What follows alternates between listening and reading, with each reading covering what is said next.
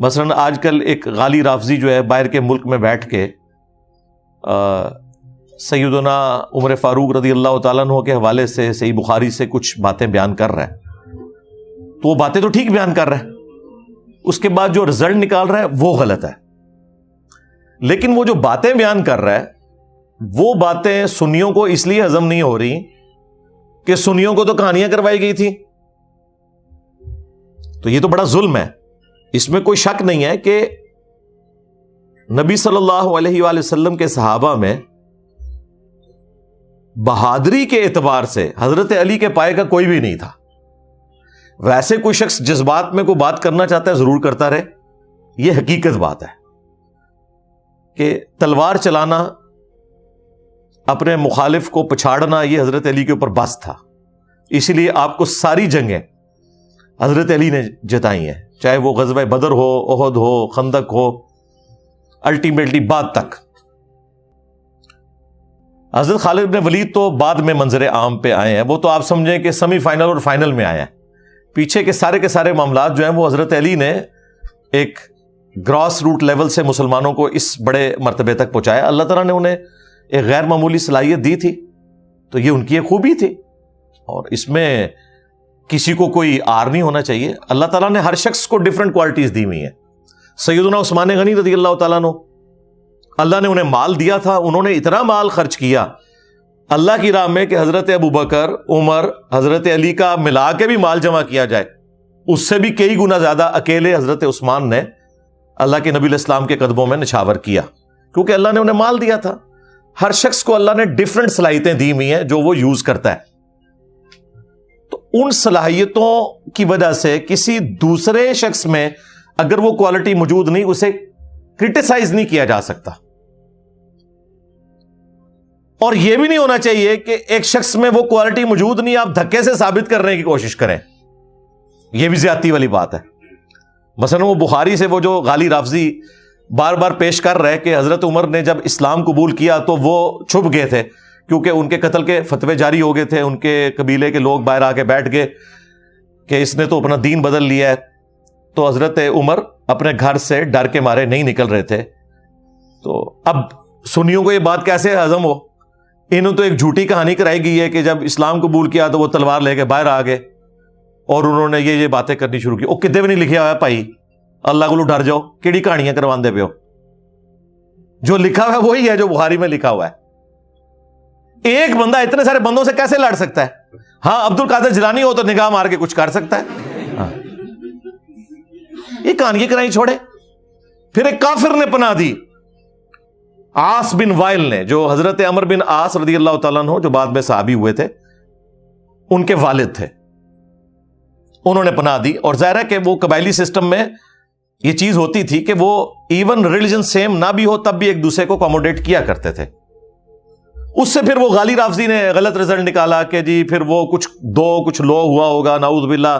حضرت عمر جو ہے وہ اندر سے اس کے ساتھ مل گئے اور وہ تو ایسا خبیث شخص تھا، وہ نبی علیہ السلام کے بارے میں اسی نے ہی کہا تھا کہ نبی علیہ السلام کی نسل آگے نہیں چلے گی. اور پھر اللہ تعالیٰ نے انا اعطیناک الکوثر فصل لربک وانحر ان شانئک ھو الابتر نازل فرمائی. بالکل ٹھیک ہے، یہ اسی کی بکواس کے اگینسٹ فرمائی تھی اللہ تعالیٰ نے کہ تیرا دشمن بے نام و نشان رہے گا.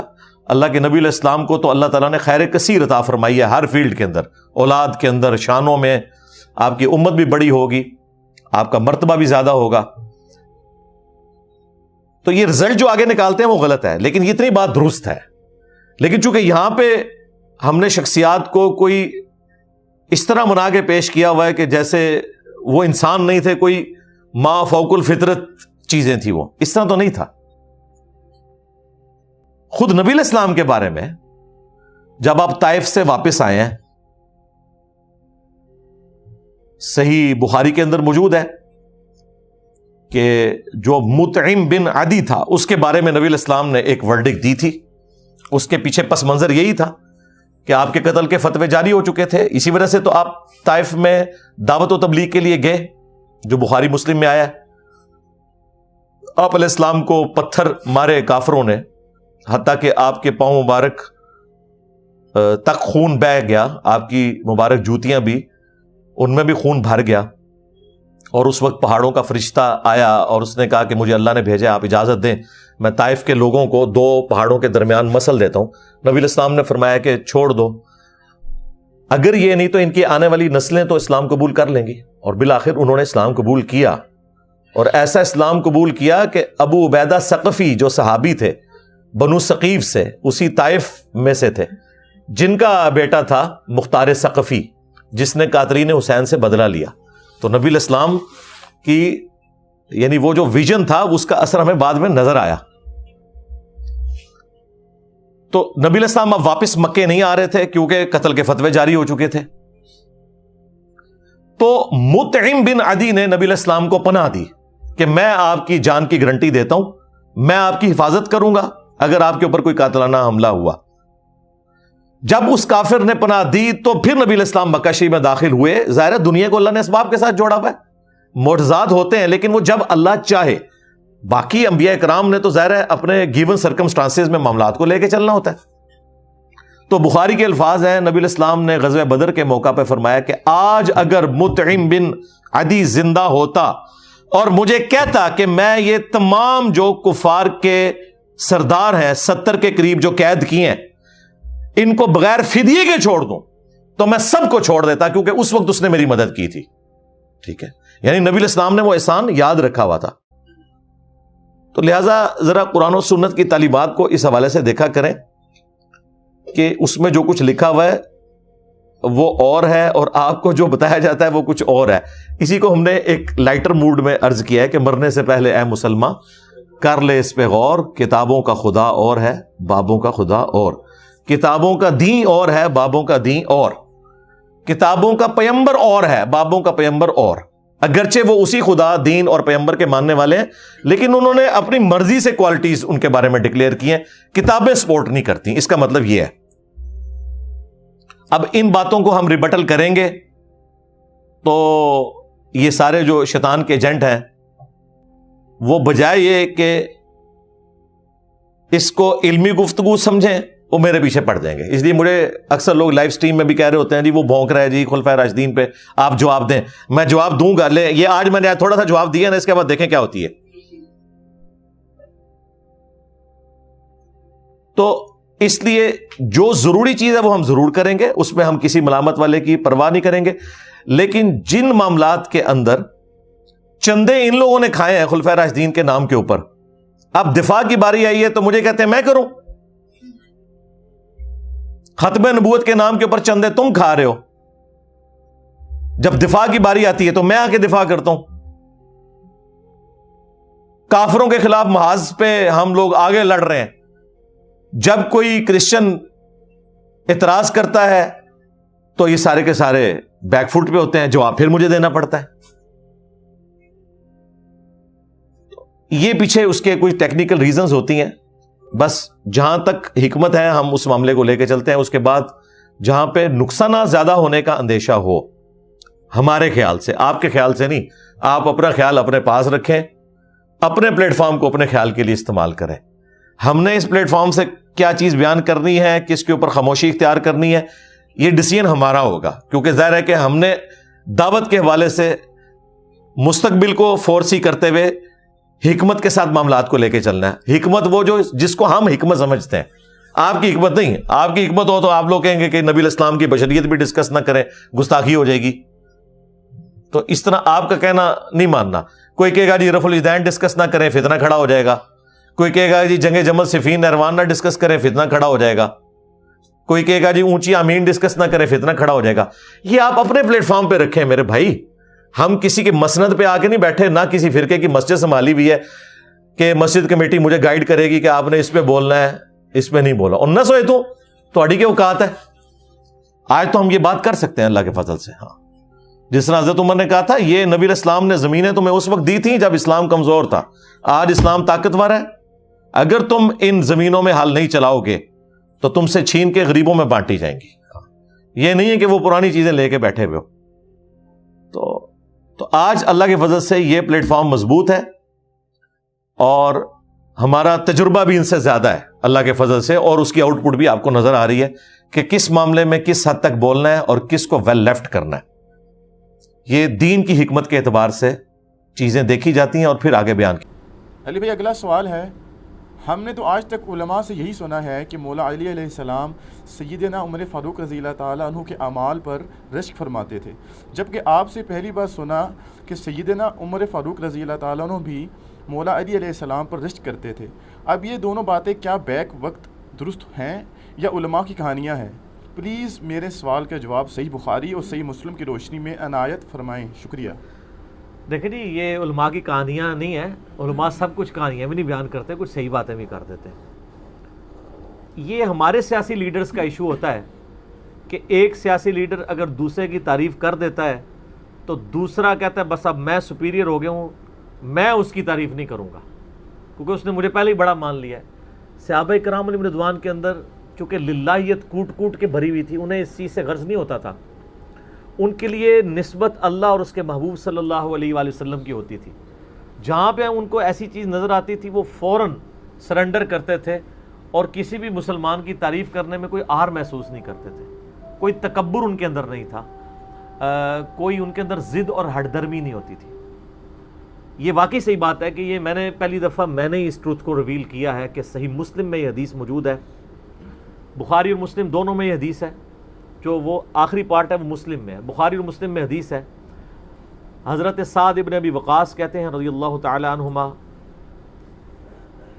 وعلیہ السلام، اور سیدنا ابو ہریرہ رضی اللہ تعالی عنہ علیہ السلام، کہ غزوہ خیبر کے موقع پر نبی صلی اللہ علیہ وآلہ وسلم نے فرمایا میں کل اس شخص کے ہاتھ میں جھنڈا دوں گا جو اللہ اور اس کے رسول سے محبت کرتا ہے، اور یہ تو چھوٹی بات ہے، اور اللہ اور اس کا رسول اس سے محبت کرتے ہیں، یہ بہت بڑی بات ہے۔ تو سعد ابن ابی وقاص کہتے ہیں کہ ہم پوری رات بے چینی میں سوئے نہیں کہ وہ خوش نصیب کون ہوگا۔ جب صبح ہوئی تو نبی علیہ السلام نے فرمایا کہ علی ابن ابی طالب کو میرے پاس بلاؤ۔ بلایا گیا، ان کی آنکھوں میں شعب چشم تھا، نبی علیہ السلام نے اپنے مبارک لعاب دہن ان کی آنکھوں میں لگایا، مبارک ہاتھوں سے زرہ باندھی اور آپ نے روانہ کیا اور فرمایا کہ اے علی پہلے ان کو دعوت دینا۔ میدان جنگ میں بھی کہا کہ پہلے ان کو دعوت دینا، اگر تیری وجہ سے ایک بندے کو بھی ہدایت مل گئی نا تو تیرے لیے سرخ اونٹوں سے بہتر ہے۔ اور صحابہ کرام کہتے ہیں سیدنا علی کو یہ فضیلت حاصل ہوئی، اللہ تعالیٰ نے ان کے ہاتھوں پہ فتح دے دی۔ یہ تو بخاری و مسلم میں ہے۔ مسلم شریف میں آگے الفاظ ہیں کہ سیدنا ابو ہریرہ کہتے ہیں کہ حضرت عمر فاروق رضی اللہ تعالیٰ عنہ مجھ سے کہا کرتے تھے کہ مجھے اپنی زندگی میں کبھی بھی نبی علیہ السلام کی طرف سے عمارت کا شوق پیدا نہیں ہوا، یعنی وہ کہتے تھے میری ایک یعنی زندگی میں جو عمارت والا معاملہ ہے میں اس سے دور ہی بھاگتا ہوں۔ آپ کو پتہ ہے نا حضرت ابوبکر کا بھی جب یہ مشورہ شروع کیا تو حضرت عمر نے سب سے پہلے کہا کہ جی مجھے تو ہم معافی رکھیں، باقیوں میں سے کوئی مشورہ کر لے، میں جو بھی مسلمان راضی ہو جائیں گے۔ حضرت ابوبکر نے بھی سب سے مشورہ کیا، حضرت عمر سے نہیں کیا، اور سب سے مشورہ کیا کہ اس کو کر دوں، تو سب نے کہا ٹھیک ہے۔ جب اناؤنسمنٹ کی تو حضرت عمر نے کہا کہ بھی آپ نے مجھ سے مشورہ، ان کا مجھے پتا تھا تم نے تو ماننا ہی نہیں ہے، تو بس اب اس کو مسلمانوں کے مشورے کو قبول کرو۔ تو حضرت عمر کی ایک طبیعت میں ایک عاجزی والا معاملہ تھا، اور آپ دیکھ لیں کہ یہی عاجزی ہے جو ان کو ایمان کی طرف لے آئی ہے۔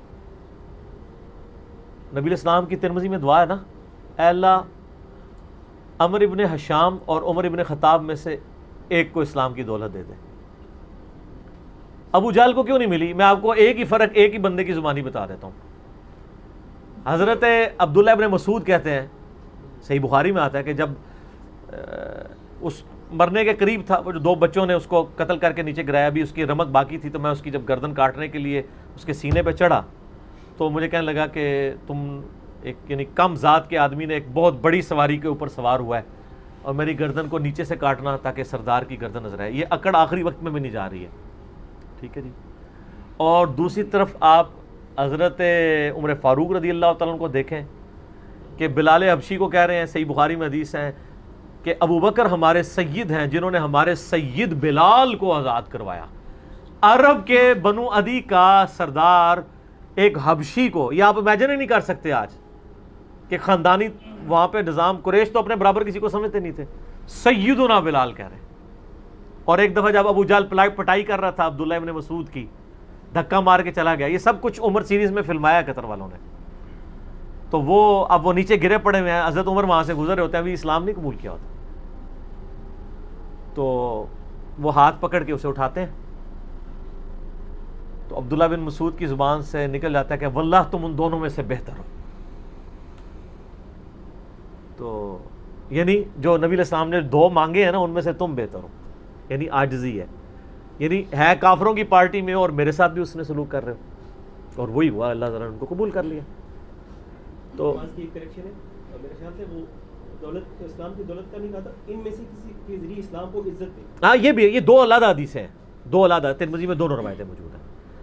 اچھا اب آپ دیکھیں کہ سیدنا عمر فاروق رضی اللہ تعالیٰ عنہ کہتے ہیں, حضرت ابو ہریرہ کہتے ہیں مسلم شریف کی اس حدیث میں کہ حضرت عمر مجھے کہا کرتے تھے مجھے پوری زندگی کبھی عمارت کا شوق نہیں ہوا سوائے اس دن کے کہ جس دن علی کو جھنڈا ملا, مجھے بھی خواہش تھی کہ کاش نبی علیہ السلام مجھے وہ جھنڈا دیتے.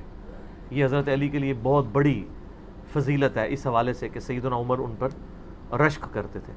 باقی ایک سنن کبریٰ البیہقی میں من گھڑت روایت ہے کہ حضرت عمر کہا کرتے تھے, وہ جو ایک بڑی مشہور بیان کر رہے ہوتے ہیں کہ جی وہ ستاروں کے برابر کس کی نیکی ہیں. حضرت عائشہ نے پوچھا تو ان کا بھی تیرے باپ کی ہیں, تو حضرت عمر کی ہیں, تو پوچھا کہ میرے باپ کی, ان کا جی ان کی تو ایک نیکی جو ہے وہ غار ثور کی سب پہ بھاری ہے. اس حدیث کو شیخ البانی نے, شیخ زبیلی زئی صاحب نے, دونوں نے لکھا ہے یہ موضوع حدیث ہے, وضع کی گئی حدیث ہے, لیکن یہ ہمارے مسلمانوں کے بچے کو یاد ہے. جعلی حدیث ہے, ضعیف نہیں سر, گھڑی ہوئی حدیث ہے. اور جو مسلم شریف کی حدیث تھی وہ ہم نے آگے ایکسپلور کی ہے کہ حضرت عمر کہتے تھے مجھے علی پر رشک ہے کہ مجھے وہ جھنڈا نہیں ملا اور علی کو ملا. دوسری طرف سیدنا علی بھی سیدنا عمر سے بڑی محبت کرتے تھے. ہاں, بخاری اور مسلم دونوں میں حدیث ہے, مشکات میں بھی آپ کو مل جائے گی 3 جلد میں, حضرت ابو بکر عمر کے فضائل کے چیپٹر میں. عبداللہ ابن عباس کہتے ہیں کہ سیدنا عمر کی میت رکھی ہوئی تھی اور لوگ ان کی میت پہ رو رہے تھے اور اپنے اپنے انداز میں ان کے اوپر سلام پیش کر رہے تھے کہ آپ کی وجہ سے اللہ نے اسلام کو اتنا عروج دیا, رومن اور پرشین امپائر گر گئیں, یرموک اور قادسیہ میں اللہ نے مسلمانوں کو فتوحات دیں. اور کہتے ہیں اتنے میں ایک شخص میرے پیچھے آگے کھڑا ہوا, کیونکہ میں بھی میت کے سامنے بیٹھا ہوا تھا, تو اس نے میرے کندھے کے اوپر آ کے یوں کونی رکھ لی اور اس نے سیدنا عمر کی میت کو مخاطب کر کے کہا کہ اللہ تجھ پہ رحم کرے اے عمر ابن خطاب. میں نے اللہ کے محبوب صلی اللہ علیہ وآلہ وسلم سے بارہا سنا تھا کہ میں ابو بکر اور عمر فلاں جگہ گئے, میں ابو بکر اور عمر داخل ہوئے, میں ابو بکر اور عمر نکلے. مجھے امید تھی کہ تم اپنے ان 2 ساتھیوں کے ساتھ جا کے ملو گے. کون سے 2 ساتھی؟ سیدنا ابو بکر اور سیدنا محمد رسول اللہ صلی اللہ علیہ وآلہ وسلم. اور اللہ کی قسم اس روئے ارض پہ تم وہ شخص تھے کہ مجھے خواہش ہے کہ میں تمہارے اعمال کے ساتھ اللہ کے حضور پیش ہوں. ظاہر ہے اتنا بڑا عروج سر, انسانی تاریخ کا سب سے بڑا ریولوشن نبی علیہ السلام کا, اس کی ایپیکس سیدنا عمر کے دور میں ہوئی ہے, اور یہ اللہ کا معجزہ ہے. نبی علیہ السلام کی مبارک زندگی میں انقلاب آتا نا, تو اس طرح کے تو بہت لیڈر پہلے بھی آئے تھے جنہوں نے اپنی زندگیوں میں انقلاب لے کے آئے تھے. یہ معجزہ یہ تھا کہ وہ شخص دنیا سے چلا گیا, ہزاروں اس کے ماننے والے مرتد ہو گئے عرب قبائل, اور چند مخلص ساتھی ساتھ ہیں, اس کے باوجود اللہ نے رومن اور پرشین امپائر الٹوا دیے. کتنا بڑا معجزہ ہے. اگر نبی علیہ السلام اپنی مبارک زندگی میں کر جاتے, وہ تو اسکندر اعظم بھی کر گیا, بعد میں چنگیز خان نے بھی کیا, بڑے بڑے لیڈر آئے. یہ ڈفرنس ہے, ایک یہ ڈفرنس, اور دوسرا ڈفرنس یہ کہ نبی علیہ السلام نے اپنی وفات کے بعد 10 سال بعد, 20 سال بعد, 30 سال بعد, 50 سال بعد, ایون 500,000 سال بعد ہونے والے واقعات کو بھی بیان فرما دیا کہ یہ ہوگا. آج تو ہم تاریخ میں دیکھ سکتے ہیں کہ وہ سب کچھ ہوا ہے. اگر آپ کو شوق ہو تو دلائل النبوہ امام بیہقی کی کتاب ہے, 3,500 حدیث پہ, 5ویں صدی ہجری میں لکھی گئی ہے. اس میں 500 سال میں جو نبی علیہ السلام کی پروفیسیز پوری ہوئی ہیں نا, منوان اسی طریقے سے موجود ہیں. بخاری مسلم میں جو حدیثیں ہیں تاتاریوں سے جنگوں والی, وہ اس وقت تک نہیں ہوئی تھیں, حدیثیں تو پہلے سے موجود تھی. آج تو ہم ان کو بھی درست مان رہے ہیں. ٹھیک ہے, نبی علیہ السلام نے پریڈکشن کی تھی کہ ان قریب کیسر روم ختم ہوگا, قیامت تک کوئی کیسر نہیں ہوگا. بخاری مسلم کی حدیث ہے, اور دیکھ لیں قیامت تک کوئی کیسر نہیں ہوا. ان قریب پرشین امپائر ختم ہوگی اور قیامت تک کوئی کسرا نہیں ہوگا. آج دیکھ لیں 1400 سال ہو گئے ہیں, سر یہ اسی طریقے سے ہے کہ میں کہوں کہ ان قریب امریکہ اور رشیا ختم ہو جائیں گے ود ان فیو ایئرس، اور قیامت تک کبھی ان کو پاورز نہیں ملیں گی جو کہ ابھی پاور ہیں اور جن کی صدیوں سے چل رہی ہیں، اور وہ پھر پاور بھی ان لوگوں کے ہاتھوں ہوئی ہیں کہ جن کے پاس اسلحہ بھی نہیں تھا ان کے ساتھ لڑنے کے لیے، مین پاور بھی نہیں تھی ان کے لیول کی، الٹوا دی اللہ تعالیٰ نے۔ ابن عباس کہتے ہیں کہ حضرت عمر فاروق رضی اللہ تعالیٰ عنہ کی میت پہ یعنی یہ کلام وہ جو شخص میرے یعنی کندھے پہ کونی رکھ کے کر رہا تھا نا، تو میں نے جب اس کو مڑ کے دیکھا تو وہ علی بن ابی طالب تھے جو سیدنا عمر کے بارے میں یہ کلمات کہہ رہے تھے۔ تو یعنی ان لوگوں کی للہیت تھی کہ وہ تعریف کیا کرتے تھے اور کوئی آر محسوس نہیں کیا کرتے تھے۔ اور آپ دیکھیں سیدنا عمر کی بھی کتنی محبت تھی سیدنا علی سے کہ جب کبھی بھی فارن ٹور پہ جاتے تھے اپنی جگہ حضرت علی کو خلیفہ بنا کے جاتے تھے، کیونکہ نبی علیہ السلام جب تبوک پہ گئے تھے تو سیدنا علی کو چھوڑ کے گئے تھے، بخاری مسلم میں آتا ہے حضرت علی رو پڑے، پہلا اور آخری موقع تھا کہ جنگ میں نہیں گئے، تو فرمایا تم اس پہ راضی نہیں ہو، تمہاری میرے ساتھ وہی نسبت ہے جو ہارون کی موسیٰ کے ساتھ، مگر میرے بعد کوئی نبی نہیں۔ تو حضرت عمر اس سنت پہ عمل کرتے تھے، جب بھی وہ جاتے تھے، جب بیت المقدس فتح ہوا چابیوں کے لیے انہوں نے بلایا، سیدنا علی کو اپنی جگہ چھوڑ کے گئے، اس سنت پہ عمل کیا کرتے تھے۔ اور یہ بات شیعہ کے ہاں بھی ملتی ہے۔ میری ایک شیعہ عالم کے ساتھ ایک دفعہ بحث ہوئی، 2011-12 کی بات ہے، تو مجھے کہنے لگے کہ حضرت عمر جو ہے نا حضرت علی کو خلیفہ بنانے میں مخلص نہیں تھے، اسی لیے انہوں نے 6 رکنی کمیٹی بنائی، ان کو چاہیے تھا ڈائریکٹ حضرت عمر حضرت علی کو نامزد کرتے۔ تو میں نے کہا اس کے پیچھے ریزن کیا ہے، وہ تو حضرت عمر نے خود بتائی ہے، بخاری مسلم دونوں میں حدیث ہے۔ ابن عمر کہتے ہیں جب حضرت عمر کو زخم لگا اور اب ہمیں یقین ہو گیا کہ وہ جانور نہیں ہوں گے، کھاتے تھے تو انتڑیاں کٹ چکی تھی، یہیں سے وہ سب کچھ نکل جاتا تھا، تو ہم نے عرض کیا کہ اپنا خلیفہ کسی کو نامزد کر دیں۔ تو انہوں نے کہا اگر میں اپنا خلیفہ کسی کو نامزد کرتا ہوں تو میں اس کی سنت پہ عمل کرتا ہوں جو مجھ سے بہتر ہے، ابو بکر، اور اگر میں نہیں کرتا تو میں اس کی سنت پہ عمل کروں گا جو ان سے بھی بہتر ہے، یعنی رسول اللہ صلی اللہ علیہ وسلم۔ ابن عمر کہتے ہیں جب میں نے حضرت عمر کی یہ بات سنی نا تو مجھے سمجھ آ گئی کہ اب حضرت عمر کسی کو نہیں بنائیں گے، کیونکہ وہ ہمیشہ ہر معاملے میں نبی علیہ السلام کی سنت کو پرائورٹی دیتے تھے، اور وہی ہوا کہ انہوں نے کہا کہ میں 6 رکنی کمیٹی بنا رہا ہوں، بخاری کے اور مسلم کے الفاظ ہیں کہ میں اپنے بعد اس امر خلافت میں ان 6 بندوں سے زیادہ کسی کو اہل نہیں سمجھتا جن سے رسول اللہ صلی اللہ علیہ وآلہ وسلم اپنی وفات تک راضی رہے، اور فرمایا علی، عثمان، طلحہ، زبیر، عبد الرحمن بن عوف، سعد ابن ابی وقاص۔ اچھا یہ کون ہے؟ عشرہ مبشرہ ہیں۔ عشرہ مبشرہ میں سے یہ 6 بندے باقی تھے اور ایک 7واں بھی تھا، اس کا نام اس لیے لیا کہ ان کا بہنوئی تھا، سعید ابن زید، وہ تو معاویہ کے دور میں جا کے فوت ہوئے ہیں نا، سعید ابن زید تو بہت بعد میں فوت ہوئے ہیں۔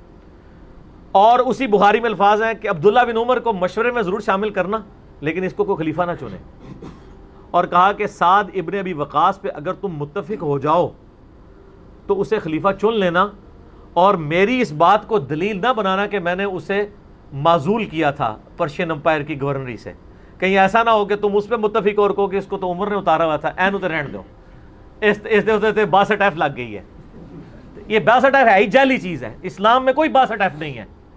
اسلام میں یہ نہیں ہے کہ آپ کو مطلب موت کے غرغرے تک توبہ قبول ہے، آپ ایک بندے کے ساتھ معاملہ ہو جاتا ہے اور وہ توبہ طائب ہو جاتا ہے تو بس ٹھیک ہے، وہ تا حیات نائل کوئی نہیں ہوتا، اسلام میں کوئی تا حیات نہیں ہے۔ اللہ تعالیٰ کے ساتھ گستاخی کرنے والے کے لیے بھی جامع ترمذی میں حدیث ہے کہ موت کے غرغرے تک جو ہے وہ توبہ کا دروازہ کھلا ہوا ہے، موت کے غرغرے سے پہلے تو 62 نہ لگا دینا اس پہ۔ وہ ایک معاملہ تھا، وہ حضرت عمر کسی کو 4 سال سے زیادہ گورنر رہنے نہیں دیتے تھے تو انہوں نے ان کو ہٹا دیا تھا۔ تو یعنی ان لوگوں کی یہ للہیت ہوا کرتی تھی۔ تو میں نے اس کو کہا کہ دیکھو کہ یہ وجہ تھی کہ انہوں نے نبی علیہ السلام کی سنت پہ عمل کیا کہ میں ان 6 بندوں سے نبی علیہ السلام راضی تھے، میں اس کمیٹی بناؤں گا، میں، اور اس میں الفاظ ہیں بخاری مسلم میں کہ میں زندگی بھر تمہارا بوجھ اٹھاتا رہا، اپنے مرنے کے بعد تمہارا بوجھ نہیں اٹھاؤں گا، تم خود اپنا خلیفہ چن لینا ان 6 میں سے، یعنی میں کسی کو نامینیٹ نہیں کروں گا۔ دوسرا میں نے اس شیعہ عالم سے یہ بات کی کہ حضرت عمر اتنے بڑے رسک کے اوپر تھے کہ جس نے پوری دنیا کو الٹ دیا ہے اور وہ چند بندے لے کے رومن اور پرشین امپائر کا وزٹ کر رہا ہے، کوئی بھی قافلہ ان پہ حملہ کر کے ان کو شہید کر سکتا تھا، اور اگر خدا نہ خواستہ اس دوران وہ شہید ہو جاتے تو حضرت علی آٹومیٹکلی خلیفہ ہوتے کیونکہ ان کو چھوڑ کے گئے ہوئے تھے۔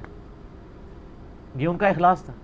پھر سیدنا عمر نے حضرت علی کو چیف جسٹس لگایا ہوا تھا حجاز کا، چیف جسٹس آج کل نہیں سنبھالا جا رہا، اور اس زمانے میں جب اسلام کا دورہ ہو، عدل کا نظام ہو، اور تینوں جو زہد کے امام تھے نا حضرت عمر نے ان کو چیف جسٹس لگایا تھا. رومن امپائر گری، اصحاب صفہ میں سے ابو درداء کو لگایا، سب سے غریب ترین صحابی، یہ ان کا کرائٹیریا تھا. ابو سفیان، بڑے بڑے لوگ جو اینڈ پہ مسلمان ہوئے، یہ لائنیں بنا کے کھڑے رہتے تھے. حضرت عمر ان کو نہیں ملتے تھے جب تک باقیوں سے فارغ نہ ہو جائیں. وہ کہتے تھے ہم سردار، ان کا نہیں، تم اسلام میں بعد میں آئے ہو. اور وہ مہاجرین کے وظیفے اور اصحاب بدر کے وظیفے انہوں نے باقیوں سے ڈبل لگائے ہوئے تھے کہ انہوں نے برے وقت میں اسلام کا ساتھ دیا. اور پرشین امپائر گری، عبداللہ ابن مسعود، زہد ترین صحابی، زہد کے امام، ان کو وہاں پہ چیف جسٹس لگایا. اور حجاز کے اندر سیدنا علی کو لگایا. اور اس سے بھی بڑھ کے سیدنا علی بن ابی طالب کی ایک بیٹی ہیں ام کلثوم، سیدہ فاطمہ سے ان کا رشتہ مانگا سیدنا عمر نے کہ میرا اہل بیت رسول کے ساتھ رشتہ بن جائے. صحیح بخاری میں بھی اس کا ذکر اشارتاً موجود ہے ام کلثوم کا. شیعہ اور سنی دونوں کے ہاں ان کی کتابیں تو مانتی ہیں، بابیں نہ مانے تو علیحدہ بات ہے. کتابوں میں موجود ہے کہ سیدنا عمر فاروق کی بیوی تھی ام کلثوم، اور سلام اللہ علیہا. اس کی وجہ سے یعنی انہوں نے ایک فخر محسوس کیا کہ میرا اہل بیت کے ساتھ ایک رشتہ داری والا معاملہ ہو جائے. تو سیدنا عمر اس طرح کے معاملات کے اندر اہل بیت کے ساتھ بہت حسن سلوک والا معاملہ کیا کرتے تھے. اگرچہ ان کی طبیعت میں سختی ضرور تھی، لیکن جو دین کے معاملے میں تھی وہ ساری سختی اپنی ذات کے معاملے میں نہیں ہوا کرتی تھی. صحیح مسلم میں ایک حدیث ہے، اسی پہ میں کنکلوڈ کرتا ہوں کہ سیدنا عمر نے ایک خواب دیکھا کہ مجھے ایک مرغے نے خواب میں ٹھونگے ماری ہیں. تو انہوں نے پھر اگلے دن خطبہ دیا. انہوں نے کہا کہ میں نے خواب میں دیکھا ہے کہ اس طرح مجھے ایک مرغ نے چونچے ماری ہیں خواب کے اندر. میں نے اس کی تعبیر یہ کی ہے کہ عنقریب مجھے قتل کر دیا جائے گا، اور اگر بائی چانس اچانک میں مار دیا جاؤں، یہ تو کسی کو نہیں پتا تھا کہ وہ ایک تقریباً 3-4 دن تک زخمی حالت میں ہوش میں رہیں گے. اچانک بھی تو مار سکتے تھے اگر گردن اتر جاتی. اگر میں اچانک مار دیا جاؤں تو تم اس امر خلافت کو ان 6 بندوں سے باہر نہ جانے دینا. صحیح مسلم میں ان 6 بندوں کے نام نہیں ہیں، لیکن بخاری میں وہ نام بھی ہیں، سیدنا علی، عثمان، طلحہ، زبیر، عبد الرحمن بن عوف اور سعد ابن ابی وقاص. اور انہوں نے کنسنسس کے ساتھ پھر بعد میں سیدنا علی اور عثمان ہی بچ گئے تھے، ان میں ٹائی پڑ گئی تھی، تو الٹیمیٹلی پھر حضرت عثمان کو چن لیا گیا. تو اگر میں اچانک مار دیا جاؤں تو ان 6 بندوں سے باہر کسی کو خلیفہ نہ چننا. اور مجھے پتہ ہے کہ جب تم ان 6 بندوں میں سے کسی کو خلیفہ چنو گے تو کچھ لوگ تمہاری مخالفت کریں گے، اور یہ وہی لوگ ہیں جن کو میں نے اسلام کی خاطر اپنے ہاتھوں سے مارا ہوا ہے. یعنی وہ لوگ جو بالکل اینڈ پہ مسلمان ہوئے ہیں، جن سے ہم نے غزوہ بدر، خندق، احد لڑی ہوئی ہے. اب یہ اینڈ پہ مسلمان ہوئے ہیں، چونکہ وہاں پہ بھی انہوں نے حکمرانی دیکھی ہوئی ہے، تو یہاں پہ بھی ان کی خواہش یہ ہوگی کہ ان میں سے کسی کو خلیفہ چنا جائے. تو جب تم دیکھو کہ ایسے لوگ اس خلافت کے دشمن ہیں، ان 6 میں سے کسی بندے کی خلافت کے مخالفت کر رہے ہیں، تو تم سمجھ لینا کہ یہ لوگ اللہ کے دشمن، اور دوسرے الفاظ تو بڑے سخت ہیں، کافر ہیں. اب اس کی انجینئرنگ میں نہیں کرتا، وہ پھر کسی اور طرف بات چلی جائے گی. آپ میرا ریسرچ پیپر واقعہ کربلا کا حقیقی پس منظر 72 صحیح الاسناد احادیث کی روشنی میں، جس میں میں نے 200 روایتیں اکثر بخاری مسلم سے پیش کی ہیں، اس کے سٹارٹ میں نے حدیث لکھ کے پھر لکھا ہے کہ اب آئندہ صفحات میں آپ کو پتہ چلے گا کہ سیدنا عمر اسلام کا دشمن کن لوگوں کو سمجھتے تھے. اور یہی الفاظ صحیح بخاری میں عبداللہ بن عمر نے بھی استعمال کیے تھے. کس کے بارے میں کیے تھے وہ ہمارا آپ ریسرچ پیپر پڑھ لیں. ٹھیک ہے جی. حضرت عمر کو جب زخم لگا اور آپ کو یہ پتا چل گیا کہ اب میں نہیں بچوں گا، تو حضرت عمر نے، یہ مسلم میں ویسے حدیث موجود ہے، اس میں الفاظ ہے کہ آپ نے خواب دیکھا تھا کہ مجھے مرغے نے ٹھونگ ماری ہے. تو انہوں نے پھر خطبہ دیا، مجھے لگتا ہے کہ میں اچانک کسی وقت شہید کر دیا جاؤں گا.